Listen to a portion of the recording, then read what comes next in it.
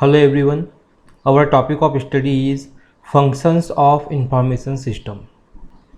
यदि हम देखें यहाँ पर बात हो रही है फंक्शंस ऑफ इंफॉर्मेशन सिस्टम की।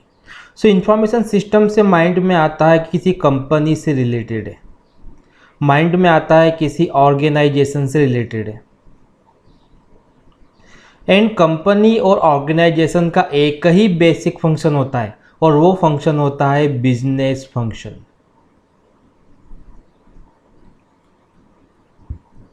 अब हो सकता है कि इस बिजनेस फंक्शंस के अंदर अलग अलग एक्टिविटी हो, जैसे प्रोडक्शन की एक्टिविटी, ये भी एक फंक्शन है जो बिजनेस फंक्शन में आता है। हो सकता है कि यहाँ पर मार्केटिंग की एक्टिविटी हो, और मार्केटिंग भी आता है बिजनेस फंक्शन के अंदर। हो सकता है कि यहाँ पर जो एक्टिविटी है वो फाइनेंस से रिलेटेड हो, या फिर हो सकता है कि जो एक्टिविटी है वो पर्सनल हो। So they are number of activities, number of functions, लेकिन ये सारे फंक्शन एक ही ग्रुप में आते हैं। उस ग्रुप का नाम है बिजनेस फंक्शन। तो इसका मीनिंग ये है कि एक ऑर्गेनाइजेशन के अंदर मोर देन वन डिपार्टमेंट हो सकते हैं, डिपार्टमेंट या फिर हम बोल सकते हैं एरिया। जैसे भी हमने देखा कि प्रोडक्शन एक एक्टिविटी है, दैट मीन्स एक डिपार्टमेंट हो सकता है प्रोडक्शन डिपार्टमेंट, एक डिपार्टमेंट हो सकता है मार्केटिंग, एक डिपार्टमेंट हो सकता है फाइनेंस के लिए, एक डिपार्टमेंट हो सकता है पर्सनल एक्टिविटीज़ के लिए। तो ये जो डिपार्टमेंट या फिर एरिया है ये कहलाते हैं functional area of any business function. अभी हमने देखा बिजनेस फंक्शन के बारे में, जिसमें अलग अलग एक्टिविटीज़ इन्वॉल्व होती है, और हो सकता है कि हर एक्टिविटी के लिए ऑर्गेनाइजेशन में डिपार्टमेंट या फिर एरिया हो। तो इसे हम लोग बोलते हैं फंक्शनल एरियाज ऑफ बिजनेस। लेकिन क्वेश्चन ये उठता है कि जितनी भी एक्टिविटी मैंने यहाँ पर मेंशन की है, क्या ये हर ऑर्गेनाइजेशन में होती है? क्वेश्चन यहाँ पे आता है नो। मान लीजिए कि अगर 3 ऑर्गेनाइजेशन है, एक्स, वाई और जेड, तो ऐसा ज़रूरी नहीं है कि जो फंक्शन एक्स ऑर्गेनाइजेशन के अंदर है वो वाई के अंदर भी हो या फिर जेड के अंदर भी हो। ये भी हो सकता है कि तीनों ऑर्गेनाइजेशन के सेम फंक्शन हो, या फिर ये भी हो सकता है कि तीनों ऑर्गेनाइजेशन के अलग अलग फंक्शन हो। डेट मीन्स हम बोल सकते हैं there is no standard classification of functions in an organisation. तो यहाँ पर हम एक एग्जाम्पल लेके चलते हैं। हम यहाँ पर देखते हैं कि मैन्युफैक्चरिंग ऑर्गेनाइजेशन के अंदर कौन कौन से फंक्शन होते हैं। A typical set of functions in a manufacturing organization includes: number 1, function of production; number 2, function of marketing; number 3, function of finance and accounting; number 4, function of materials; number 5, function of personal systems.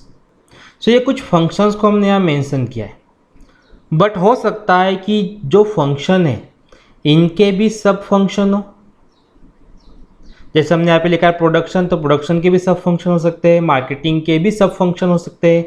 तो हम one by one देखेंगे इन सारे functions के बारे में कि एक manufacturing organisation के अंदर कौन कौन से फंक्शन हो सकते हैं, उनके सब फंक्शन क्या हो सकते हैं। फर्स्ट हम देखेंगे फंक्शन ऑफ प्रोडक्शन के अंदर कौन से सब फंक्शन हो सकते हैं। तो फर्स्ट है प्रोडक्शन प्लानिंग एंड कंट्रोल। अगर हम देखें बेसिकली हमको यहाँ पे 2 वर्ड्स दिखाई दे रहे, प्लानिंग एंड कंट्रोल। प्लानिंग किसकी, कंट्रोल किसका? तो यहाँ पर प्लानिंग कर सकते हैं डिस्पैच के बारे में, बिकॉज मैन्युफैक्चरिंग ऑर्गेनाइजेशन की बात हो रही है। यहाँ पर प्लानिंग कर सकते हैं इंस्पेक्शन के बारे में, यहाँ पर प्लानिंग की जा सकती है शेड्यूलिंग के बारे में। That means dispatch of product, inspection of product, scheduling of production. और यदि हम कंट्रोल को देखें तो यहाँ पे कंट्रोल किया जा सकता है मेथड्स को, यहाँ पे कंट्रोल किया जा सकता है मशीन्स को, यहाँ पे कंट्रोल्स किया जा सकता है टूल्स को, यहाँ पे कंट्रोल किया जा सकता है टाइम को।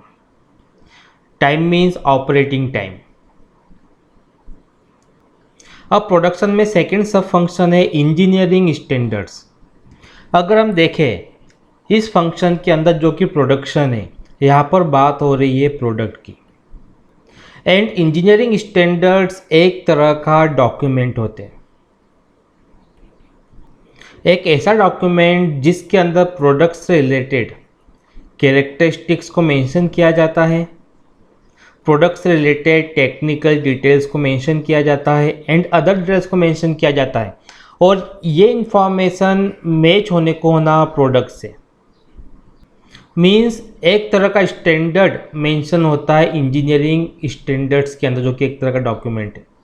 जब भी कोई प्रोडक्ट बनाया जाता है उस प्रोडक्ट को इसके अकॉर्डिंग होना चाहिए जो डॉक्यूमेंट के अंदर मेंशन होता है। यदि हम नेक्स्ट सब फंक्शन देखें वो है क्वालिटी कंट्रोल। क्वालिटी कंट्रोल जिसे QC के नाम से भी जाना जाता है। अगेन मैं आप बताऊंगा, यहाँ पर प्रोडक्शन में बात हो रही है प्रोडक्ट की,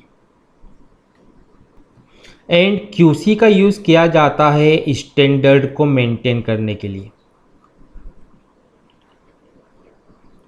सो प्रोडक्ट में जो भी आउटपुट आता है उस आउटपुट को कंपेयर करके देखते हैं स्टैंडर्ड से कि स्टैंडर्ड से मैच हो रहा है कि नहीं हो रहा। अगर हम नेम पे ध्यान दें, क्वालिटी कंट्रोल मीन्स प्रोडक्ट की क्वालिटी को कंट्रोल करने के लिए हम इस सब फंक्शन का यूज़ करते हैं।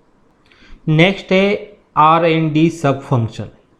सो R&D यदि हम देखिए एक एब्रीवेशन है, ये एब्रीवेशन है रिसर्च एंड डेवलपमेंट के लिए।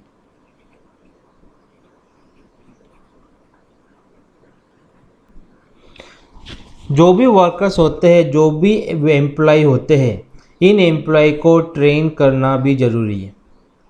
तो ट्रेन करने के लिए यहाँ पर होता है रिसर्च एंड डेवलपमेंट डिपार्टमेंट, और एक बेटर डेवलपमेंट के लिए हर ऑर्गेनाइजेशन में एक R&D डिपार्टमेंट होता है। जो भी लार्ज लेवल की ऑर्गेनाइजेशन होती है उन्हें R&D डिपार्टमेंट की ज़रूरत पड़ती है। अब हमारे पास में फंक्शन है मार्केटिंग। अगर हम यहाँ पर देखें तो कुछ सब फंक्शन यहाँ पर मेंशन है, जैसे सेल्स ऑर्डर, हमको नेम से क्लियर हो रहा है। सेल्स एनालिसिस, ये भी नेम से क्लियर हो रहा है। बिलिंग और प्रोडक्ट प्रमोशन। एक्चुअली यहाँ पर कुछ ही सब फंक्शन मेंशन किए, but there are many more sub functions. और किसी भी प्रोडक्ट के लिए मार्केटिंग बहुत ज़रूरी है। जब तक पब्लिक को ये मालूम नहीं पड़ेगा कि कोई XYZ नाम का प्रोडक्ट मार्केट में आया है, तब तक पब्लिक उसको शायद परचेस ना कर पाए, क्योंकि अगर इन्फॉर्मेशन ही नहीं तो पब्लिक परचेस कैसे करेगी। सो कस्टमर बनाने के लिए उस प्रोडक्ट का प्रमोशन, उस प्रोडक्ट की मार्केटिंग बहुत ज़रूरी है। नेक्स्ट है हमारे पास फाइनेंस एंड अकाउंटिंग फंक्शन।